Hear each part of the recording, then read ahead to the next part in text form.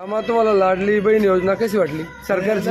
हा केलं ते फक्त मतदानापुरती ती.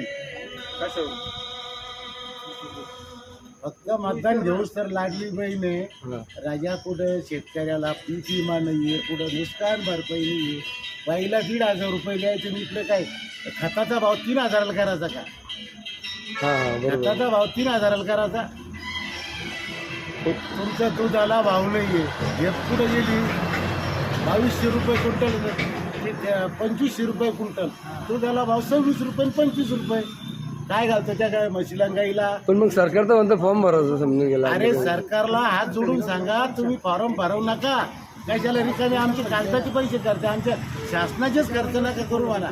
पुढच्या वेळेस तुमचा नंबर लागत नाहीये राजा हो, तुमचा नंबर संपलेला आहे. कोणचा नंबर लागेल मग? जरांगे पाटील. काय बद्दल? तो कसा लावीन ते नाही सांगते.